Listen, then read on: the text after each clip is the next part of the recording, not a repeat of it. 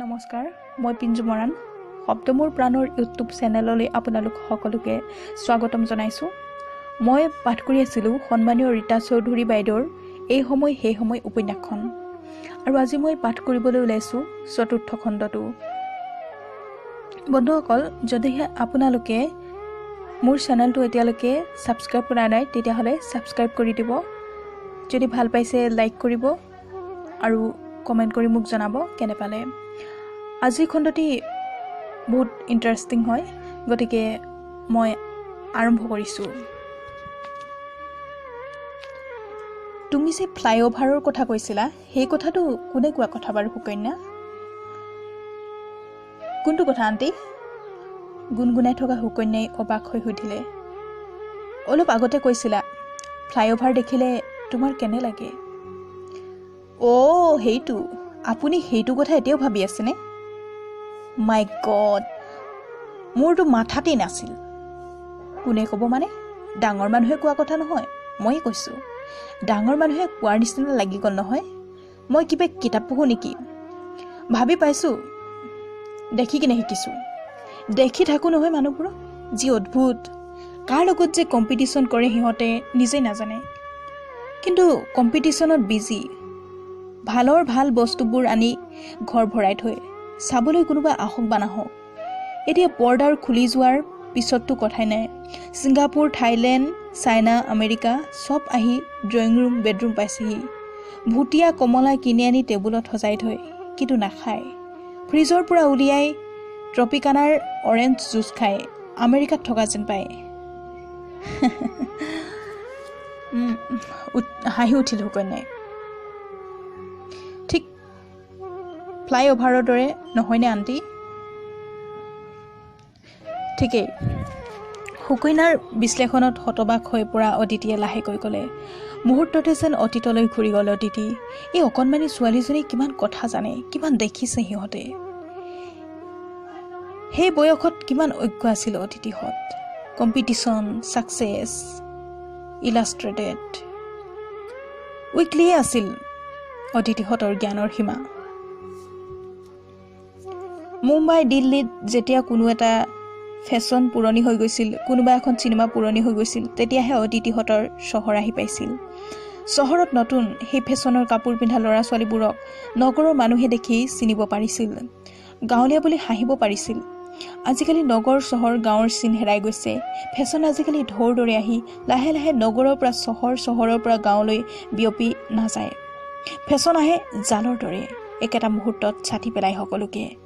কোন গাঁৱৰ কোন চহৰৰ বুজাৰ উপায় নাই। অদিতিহঁতৰ দিনত আছিল। অদিতিহঁতৰ স্কুল বেগ, ৱাটাৰ বটল আৰু টিফিন বক্স নাছিল।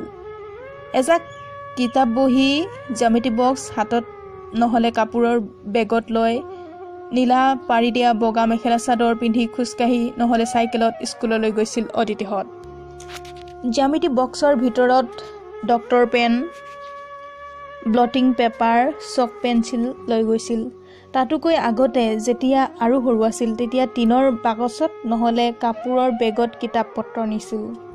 তাত গধুৰ স্লেট, স্পঞ্জৰ টুকুৰা, চিয়াঁহীৰ বটলত স্লেট মচা পানী, বাঁহৰ সৰু সৰু চুঙাৰ আগত লগাই লোৱা মাটি পেঞ্চিলৰ টুকুৰা, যাক অদিতিহঁতে চুঙি বুলি কৈছিল, তেনে এমুঠি চুঙি আৰু বাঁহৰ মাৰিত কটাৰীৰে দাগ দি লোৱা স্কেল আছিল। কিমান বেলেগ আছিল সেইখন পৃথিৱী, কিমান সীমাবদ্ধ। টাংগুটি, এক্কা দুক্কা, স্কিপিং, দাৰিয়া বন্ধা বুঢ়ী, চেংগুটি খেলাই মতলীয়া কৰি ৰখা সেই নিস্তৰংগ, দুৰ্ঘটনাহীন, ধীৰ গতিৰে আগবঢ়া ঘৰুৱা দিনবোৰ গঢ়ি উঠিছিল অদিতিহঁতক। এতিয়াও পুৰণি কথা ভাবিলেই অতীতৰ পৰা ভাহি আহে LP স্কুলৰ চোতালত একেলগে বহি সমস্বৰে মুখস্থ কৰা গণিতৰ সুৰ। 1ৰ 1 গ'ল থাকিল 0, 2ৰ 1 গ'ল থাকিল 1। ভাহি আহে ক্লাছৰ ৰোল কলৰ সময়ত প্ৰতিটো ৰোল নম্বৰৰ বিপৰীতে বাজি উঠা চিঞৰবোৰ, উপস্থিত ছাৰ। তাৰপিছত এদিন অসম আন্দোলন আৰম্ভ হ'ল। সলনি হৈ গ'ল অসমৰ সমাজ ৰাজনৈতিক দৃশ্যপট। কোন দিনাৰ পৰা আৰম্ভ হৈছিল সেই দিনবোৰ? যিদিনা অদিতিহঁতে চন্দনহঁতৰ সংগঠনৰ শাখা নিজৰ চহৰত গঠন কৰিছিল সেইদিনা নহয়, তাতকৈ কিছুদিন আগৰ পৰাই বলিবলৈ আৰম্ভ কৰিছিল ধুমুহাৰ আগলি বতাহ। লাখ লাখ বিদেশীয়ে চানি ধৰিছে দেশ, লোৱা হেৰা অসমীয়া ৰণুৱাৰ বেশ। আমাৰ তেল, আমাৰ চাহ, আমাৰ হাবিৰ কাঠ, আমাৰ কয়লা, আমাৰ মাটি, বিদেশক নিদিও ভাগ। স্বাধীন আছিলোঁ, সদায় থাকিম আমি স্বাধীন অসমীয়া। কোন কত আছ আহ ঐ আহ, আহ ঐ সমনীয়া, সন্মুখত থিয়, মাতৃপূজাত ভাগ ল'বলৈ বেলি কৰ কিয়। বহিৰাগতক বহিষ্কাৰ কৰক। ডাঙৰ ডাঙৰ আখৰেৰে লিখা শ্লোগানবোৰ গুৱাহাটীৰ দেৱাল ভৰাই লাহে লাহে অসম জুৰি বিয়পি পৰিছিল। বাতৰিয়া মানুহে থৰ লাগি দেৱালৰ লিখনবোৰ পঢ়িছিল, নিজৰ মাজত আলোচনা কৰিছিল, ভাবিছিল। এখোজ দুখোজকৈ এক অনন্য আৱেগ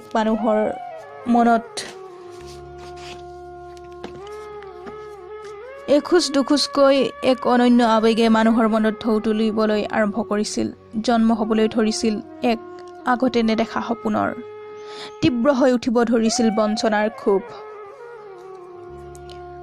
জাতীয় অস্তিত্ব হেৰুৱাৰ শংকা মানুহৰ মনত গভীৰলৈ শিপাই গৈছিল।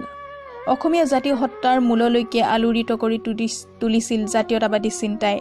দেশপ্ৰেমৰ প্ৰবল আৱেগে এসময়ত ঢৌৱাই লৈ গৈছিল অসমৰ ইমূৰ সিমূৰৰ শত সহস্ৰ মানুহক। মানুহে উভতি চাইছিল, অসম কেতিয়া পৰাধীন আছিল। 17 বাৰ মোগলৰ আগ্ৰাসন ৰোধ কৰা অসমীয়া কেতিয়া পৰাধীন আছিল? নাছিল, কেতিয়াও নাছিল। ব্ৰিটিছ আৰু মানৰ মাজত হোৱা ইয়াণ্ডাবু সন্ধিৰ মানৰ হাতৰ পৰা ব্ৰিটিছে অসমখন নিজৰ অধীনলৈ লৈ গৈছিল। ব্ৰিটিছৰ পৰা এৰুৱাই ভাৰত ৰাষ্ট্ৰই অসমখন গ্ৰাস কৰিছিল, চুহি খাইছিল অসমৰ সম্পদ। প্ৰতিটো অধিকাৰ সাব্যস্ত কৰোঁতে, প্ৰতিটো প্ৰাপ্য আদায় কৰোঁতে অসমীয়া মানুহে আন্দোলন কৰিবলগীয়া হৈছিল, প্ৰাণ দিব লগা হৈছিল। স্বাধীন ভাৰতত অসমীয়া জাতি স্বাধীন নহয়, দাস। ভাৰতে দলিয়াই দিয়া উচ্ছিষ্ট খাই জীয়াই থাকিব নোৱাৰি। নিজৰ ভৰিত থিয় হ'ব লাগিব, মূৰ তুলি জীয়াই থাকিব লাগিব। বাংলাদেশীক দুৱাৰ মেলি দি ভোট বেংক হিচাপে ব্যৱহাৰ কৰি চিৰদিন ক্ষমতাত থাকিব খোজা সৰ্বভাৰতীয় ৰাজনৈতিক দলৰ ষড়যন্ত্ৰৰ বলি হৈ থাকিলে, প্ৰতিৰোধ নকৰিলে এদিন ঘৰতে পৰ হৈ পৰিব অসমীয়া জাতি। সীমান্তৰ সিপাৰৰ পৰা অহা বাংলাদেশী নাগৰিকে সেই দেশৰ ভোটাধিকাৰ লৈ এদিন ক্ষমতা দখল কৰিব। সংখ্যালঘু হৈ পৰিব অসমীয়া। বিদেশীৰ তলতীয়া হৈ মুখৰ মাত পেটৰ ভাত হেৰুৱাই, জাউতি যুগীয়া কৃষ্টি সমাজ জীৱন হেৰুৱাই লাহে লাহে হেৰুৱাই পেলাব জাতীয় অস্তিত্ব। হাত সাৱটি বহি থাকিলে নহ'ব, প্ৰতিৰোধ কৰিব লাগিব, সংগ্ৰাম কৰিব লাগিব। নিজৰ অস্তিত্ব ৰক্ষা কৰিবলৈ কাঢ়ি আনিব লাগিব নিজৰ প্ৰাপ্য, সুৰক্ষিত কৰিব লাগিব নিজৰ অধিকাৰ, ৰক্ষা কৰিব লাগিব নিজৰ মাটি, নিজৰ দেশ। অসমীয়া জাতি কাৰো বহতীয়া নহয়, কাৰো হুকুমৰ দাস নহয়। মানুহবোৰ লাহে লাহে উত্তপ্ত হৈ উঠিব ধৰিছিল। সেই মানুহবোৰৰ মাজত অদিতিও আছিল। আজিৰ অৰণ্য, প্ৰভাকৰ, কবিতা, শুভংকৰ, বলভদ্ৰ, বিভূতি আৰু অনেক অনেক ল'ৰা ছোৱালী। সেই ল'ৰা ছোৱালীবোৰ বেলেগ বেলেগ জনগোষ্ঠীৰ আছিল, কিন্তু কোনেও নিজকে পৃথক বুলি ভবা নাছিল। গোষ্ঠীগত চিন্তাই তেওঁলোকৰ মাজলৈ কেতিয়াও নমাই অনা নাছিল বিভেদৰ মনোভংগী। তেতিয়াও মানুহবোৰ ভালদৰে সংগঠিত হৈ উঠা নাছিল। কিন্তু কেইজনমান মানুহ গোট খালেই বিভিন্ন আলোচনা আৰম্ভ হৈ গৈছিল। প্ৰথমে সেই আন্দোলনৰ কেন্দ্ৰ আছিল বহিৰাগতসকল, পিছলৈ অবদ্ধ অনুপ্ৰৱেশকাৰী বাংলাদেশীৰ সমস্যা সকলো আলোচনাৰ কেন্দ্ৰবিন্দু হৈ পৰিছিল। ইহাত সিহাত বাগৰি হাতে হাতে গোপন পথেৰে আহি পৰা জ্বালাময়ী ইস্তাহাৰবোৰত লিখা ভয়াৱহ তথ্যবোৰে লাহে লাহে অসমৰ দৈনন্দিন গতানুগতিক জীৱনত উত্তাপৰ সৃষ্টি কৰিবলৈ আৰম্ভ কৰিছিল। চন্দন তেতিয়া গুৱাহাটী ইউনিভাৰ্চিটিৰ প্ৰথম বৰ্ষৰ ছাত্ৰ আছিল। চন্দনৰ উদ্যোগত অদিতিহঁত সংগঠিত হৈছিল, যোগ দিছিল জাতীয় অস্তিত্ব ৰক্ষাৰ শেষ সংগ্ৰামত। তাৰ পিছত এদিন আৰম্ভ হৈছিল অসম আন্দোলনৰ। বিদেশী বহিষ্কাৰৰ ধ্বনিত অসমৰ আকাশ বতাহ উত্তাল হৈ উঠিছিল। সুদীৰ্ঘ সমদলৰ ভৰিৰ ধূলিৰে ধূলিয়াৰী হৈ পৰিছিল অসমৰ বাট পথ। সমদলবোৰ আগবাঢ়ি গৈ থাকে, যিমানেই আগবাঢ়ি যায় সিমানেই দীঘল হৈ যায়। তাঁত ববলৈ এৰি, ৰান্ধিবলৈ এৰি ওলাই আহে তিৰোতাবোৰ। অফিচ কছাৰী এৰি ওলাই আহে চাকৰিয়ালসকল। বন্ধ হৈ যায় স্কুল, কলেজ, অনুষ্ঠান, প্ৰতিষ্ঠান। মানুহে খাবলৈ, শুবলৈ, জিৰাবলৈ পাহৰি গৈছিল ভয় কৰিবলৈ। সেই উত্তাল দিনবোৰে মানুহক মানুহৰ ওচৰ চপাই আনিছিল। অসমৰ ইমূৰ সিমূৰ জুৰি গঢ়ি উঠিছিল এক অনন্য পূৰ্ব আত্মীয়তা। সদৌ অসম ছাত্ৰ সন্থা, অসম জাতীয়তাবাদী যুৱ ছাত্ৰ পৰিষদ, অসম জাতীয়তাবাদী দল, অসম যুৱক সমাজ কৰ্মচাৰী পৰিষদ, পূৰ্বাঞ্চলীয় লোক পৰিষদ, অসম সাহিত্য সভা আদি বিভিন্ন সংগঠনৰ নেতাসকলক সৰ্বসাধাৰণ আন্দোলনকাৰীসকলে শিৰত তুলি লৈছিল। তেওঁলোকক এসাঁজ খুৱাবলৈ পোৱাটো, এৰাতি ঘৰত ৰাখিবলৈ পোৱাটো, দুষাৰ কথা পাতিবলৈ পোৱাটো আছিল পৰম সৌভাগ্যৰ কথা। তেওঁলোকে যি কৰিবলৈ কৈ মানুহে তাকেই কৰিছিল, যি পথেৰে যাবলৈ কৈ সেই পথেৰেই গৈছিল। দেশৰ কাৰণে, জাতিৰ কাৰণে মানুহে আগবঢ়াই দিছিল নিজৰ জীৱনবোৰ। চৰকাৰী দমন নিপীড়নৰ অজস্ৰ ঘটনা, অনেক মৃত্যু, অনেক সংঘৰ্ষৰ অকীৰ্ণ সেই উত্তাল দিনবোৰতেই অদিতিহঁতৰ সংগঠনৰ ল'ৰা ছোৱালীবোৰৰ মাজতো গঢ় লৈ উঠিছিল এক অনন্য আত্মীয়তা। হেই আণ্টি, লেফ্ট লেফ্ট, সুকন্যাই চিঞৰি উঠিল। অতীতৰ গৰ্ভৰ পৰা উঠি আহি ষ্টিয়াৰিং ঘূৰালে অদিতিয়ে।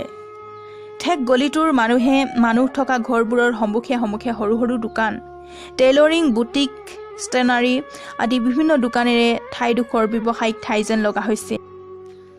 আণ্টি, গাড়ী ৰখাই আপুনি যদি সোধে এই দোকানী লেডিবোৰ কি মানুহ, দেখিব বেছিভাগ অসমীয়া মানুহ। মই গলিবোৰৰ দোকানবোৰৰ মহিলা দোকানীবোৰক মাজে মাজে চান্স পালেই কি মানুহ সুধি চাওঁ। এইটো এটা খেলা, লাক ট্ৰাই কৰোঁ, কিবা যদি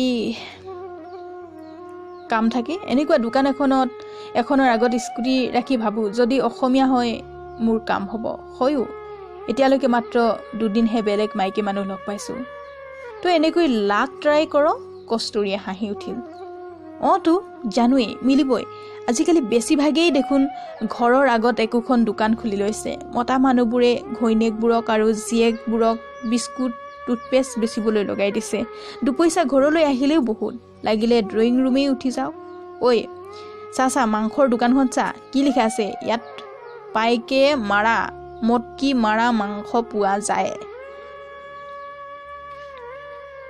দোকানখনলৈ চাই কাজৰিহাতে হাঁহি উঠিল। কথা বন্ধ কৰি গুণগুণাবলৈ ধৰিলে সুকন্যাই। অদিতিয়ে যেন বিস্ময় সামৰি ৰাখিব পৰা নাই। আচৰিত, সঁচাই আচৰিত। এই মেট্ৰিকৰ দেওনা পাৰ হোৱা ছোৱালীজনীয়ে চৌপাশৰ পৃথিৱীখন এনেকৈ চায়, এনেকৈ বিশ্লেষণ কৰে। অতীতহঁতে পাৰিছিলনে এনেকৈ চাবলৈ? অতীতহঁতৰ আছিলনে সেই আৱেগহীন পৰিষ্কাৰ দৃষ্টি? নিজৰ ঘৰখন, নিজৰ চৌপাশৰ সমাজখনৰ ঊৰ্ধত থাকি সম্পূৰ্ণ মৌলিক দৃষ্টিৰে বিচাৰ কৰাৰ সাধ্য আছিলনে অদিতিহঁতৰ? কিনো দেখিছিল অদিতিহঁতে সুকন্যাহঁতৰ তুলনাত? 82 চনলৈ টিভিয়েই দেখা নাছিল অদিতিহঁতে। ভিডিঅ', VCRৰ নামেই ভালকৈ শুনা নাছিল। কেবল টিভি, VCDটো দূৰৰ কথা। এছিয়াডৰ সময়তহে গুৱাহাটীলৈ প্ৰথম টিভি আহিছিল। টিভিৰ নিউজ ৰিডাৰ কেইগৰাকীয়ে পিন্ধা গহনা আৰু কাপোৰে প্ৰথমবাৰলৈ অসমজুৰি একেলগে এক নতুন ফেশ্বনৰ ঢৌ তুলিছিল। দূৰদৰ্শনে দেখুওৱা পৃথিৱীখন লাহে লাহে ডাঙৰ কৰি তুলিছিল অদিতিহঁতৰ জনাৰ পৃথিৱীখন। অসমৰ মানুহে ইন্দিৰা গান্ধীৰ মৃত্যুৰ পিছত 10 দিনলৈকে প্ৰতিটো দিনৰ পোনপটীয়া দৃশ্য দেখিবলৈ পাইছিল। সেই অভিজ্ঞতা, সেই নতুন পৃথিৱী দেখাৰ আশ্চৰ্য, সেই আন্দোলনকাৰীৰ দিনৰ ব্যতিক্ৰম পৰিৱেশৰ প্ৰভাৱবোৰে প্ৰভাৱিত অদিতিহঁতৰ মানসিকতাৰ লগত এই যুগৰ সুকন্যাহঁতক তুলনা কৰিব পাৰিনে? সেই মানসিকতাৰ সুকন্যাহঁতক বুজি পাব পাৰিনে? শুদ্ধকৈ চিনি পাব পাৰিনে? নোৱাৰি। চিনি পাবলৈ হ'লে, বুজি পাবলৈ হ'লে অদিতি ওলাই আহিব লাগিব নিজৰ খোলাৰ পৰা। গুচাই পেলাব লাগিব অতীতৰ ৰসনবোৰ, অতীতৰ দৃষ্টি। উঠি যাব লাগিব নিজৰ ঊৰ্ধলৈ। ফ্লাইঅভাৰ দেখিলে তোমাৰ কেনে লাগে জিমনি? অদিতিয়ে কাজৰি সুধিলে। অন্যমনস্কভাৱে বাহিৰলৈ চাই যোৱা কাজৰিয়ে সচকিত হৈ মাকলৈ উভতি চালে। সামান্য যেন আচৰিত হোৱাৰ দৰে সুধিলে, কিয় জানিব খুজিছা মা? এনেই সুকন্যাৰ কেনে লাগে জানিলোঁ, তোমালোকৰনো কেনে লাগে জানিবলৈ মন গৈছে। কাজৰি অলপ সময় মনে মনে থাকিল, তাৰ পাছত ক'লে, মই কিন্তু কেতিয়াও ভবা নাই কেনে লাগে। ফ্লাইঅভাৰ আৰু সময় বচাবলৈ আৰু অসুবিধাৰ পৰা বাচিবলৈ ব্যৱহাৰ কৰা এখন ব্ৰিজ। অৱশ্যে ভাবি চালে অন্য ধৰণে ক'ব পাৰি মোৰ কি ভাৱ হ'ব পাৰে সেইটো। কোৱাচোন, হাঁহিবা নেকি? নাহাঁহো জিমনি, খুলি কোৱা, মোৰ সঁচাকৈ জানিবৰ মন গৈছে। ঠিক আছে কওঁ, এই যে ফ্লাইঅভাৰবোৰৰ তলৰ ঘৰবোৰ, দোকান বজাৰবোৰ, এইবোৰক যদি কিছুমান ইম'চন বুলি ধৰা যায় বা চেণ্টিমেণ্ট, তেতিয়া ফ্লাইঅভাৰবোৰ লাইফৰ ক্ষেত্ৰতো এটা নেচেচিটি, এটা প্ৰয়োজন বুলি ক'ব লাগিব। মোৰ ভাৱ হয় জীৱনত মাজে মাজে ফ্লাইঅভাৰ থাকিব লাগে। কিছুমান চেণ্টিমেণ্ট, কিছুমান ইম'চন, কিছুমান ভেলিউজৰ ওপৰেৰে ফ্লাই কৰি গুচি যাব লাগে। সময় বাচে, কষ্ট কমে, ডিষ্টেঞ্চ কমে। যিমান স্মুথলি আমি পাৰ হৈ আহিলোঁ, সিমান স্মুথলি আগবাঢ়ি যাব পাৰি। বুজাই ক'বা নেকি জিমনি?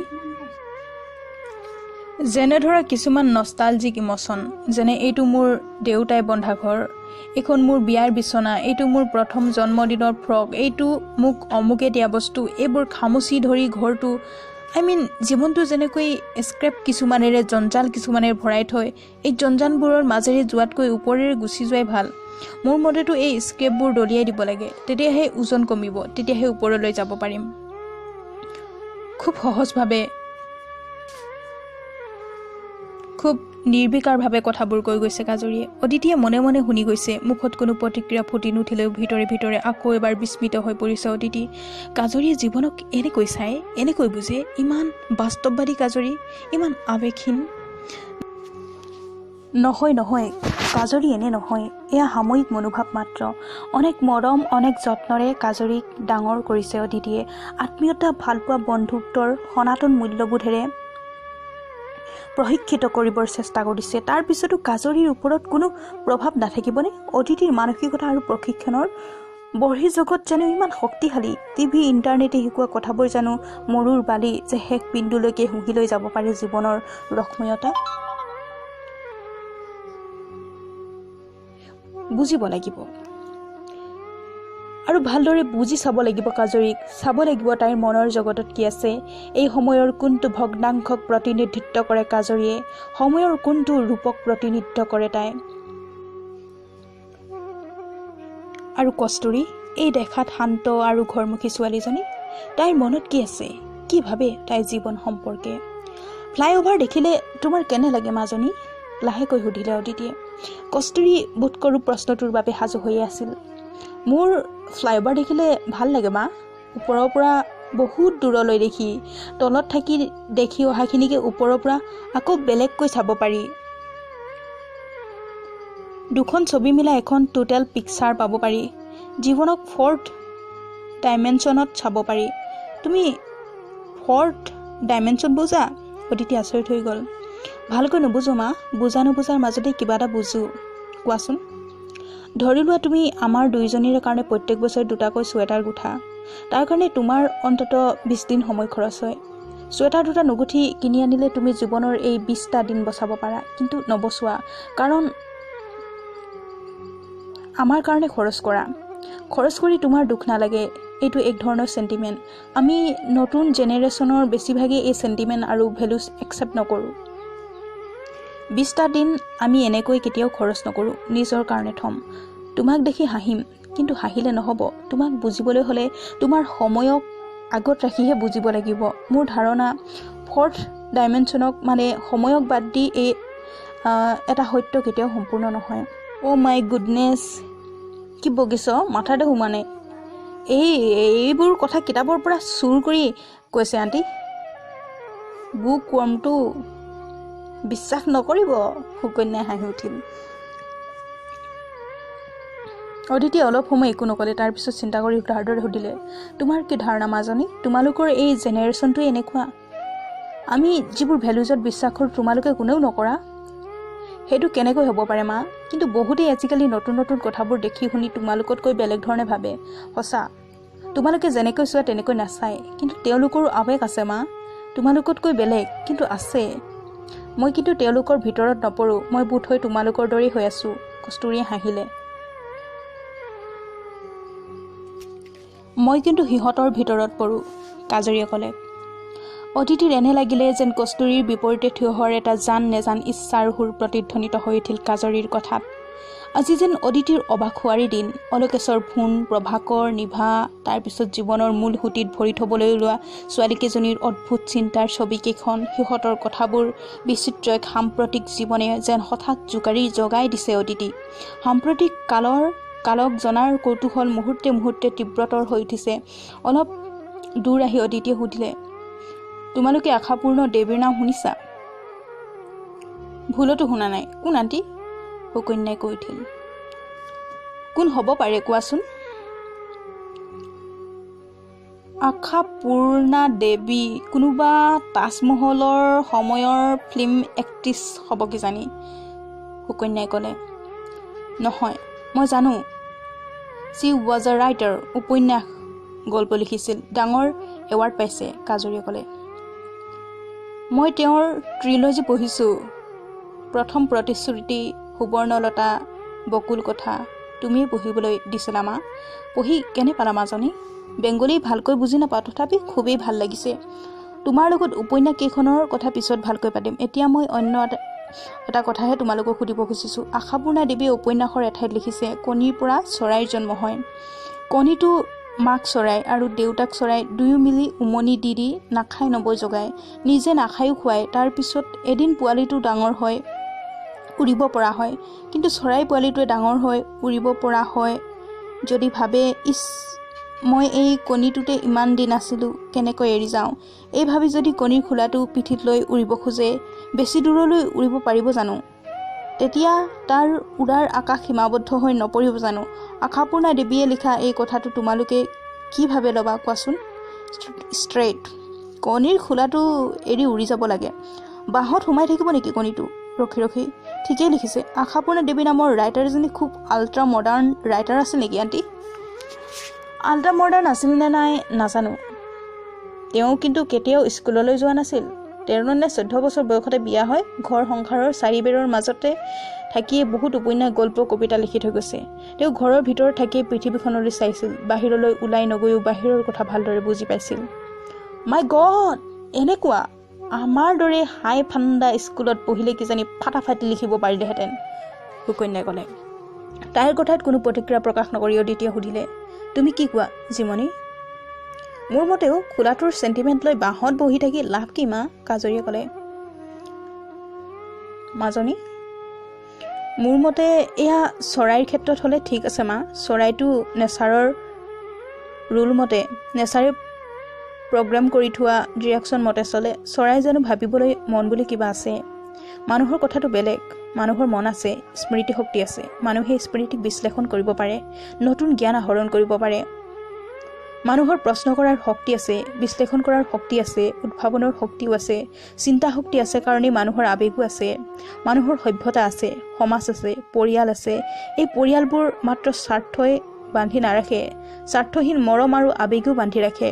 মানুহৰ ক্ষেত্ৰত ইমান ক্ৰড ৰিজেকশ্যন শুদ্ধ নহয়। কণীৰ খোলাটো মানে ঘৰখন। মাক দেউতাকৰ প্ৰতি দায়িত্ব পালন কৰিও মানুহে আকাশৰ বহুত ওখলৈ উৰি যাব পাৰে। মই উৰিবলৈ হ'লে তেনেকৈহে উৰিব বিচাৰিম মা। মোৰ মতে যদি আকাশৰ ওখলৈ উৰিব খোজে, কণীৰ খোলাটোৰ প্ৰয়োজন হ'লে ত্যাগ কৰিবলৈ মেণ্টেলি ৰেডি থাকিব লাগিব, নহ'লে উৰা নহ'ব, কাজৰীয়ে ক'লে। সুকন্যা, মানুহৰ ক্ষেত্ৰত হ'লে ময়ো বেলেগ কথা ক'ব লাগিব আণ্টি। মোৰ মত হ'ল উৰিব লাগে কিয়? মইতো বুজিয়ে নাপাওঁ। এই যে কেৰিয়াৰ গাইডেন্সৰ পিছে পিছে দৌৰিছে, এই যে টকা পইচা বেছিকৈ আৰ্ণ কৰি আমেৰিকা, ছুইজাৰলেণ্ডলৈ যাব খুজিছে, ভালৰো ভালটো নিজৰ কাৰণে পাব খুজিছে, লাভনো কি? মই এইবোৰ বৰ পাওঁ। বেছিকৈ ভাবিলে বমি লাগি যায়। কওকচোন আণ্টি, সকলোৱে যদি চিনেমাৰ হিৰো হিৰইনবোৰৰ দৰে হ'ব খোজে পাৰিবনে? সিহঁতে মেকআপ কৰি এক্টিংহে কৰে, সেইবোৰ জানো সঁচা?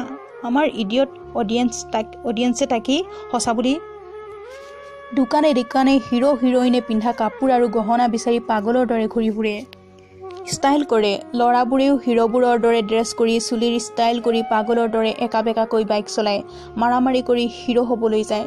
যত গণ্ডগোল এইবোৰৰ কাৰণেই। তই দেখোন সেইবোৰকে কৰ, কস্তুৰীয়ে লাহেকৈ ক'লে।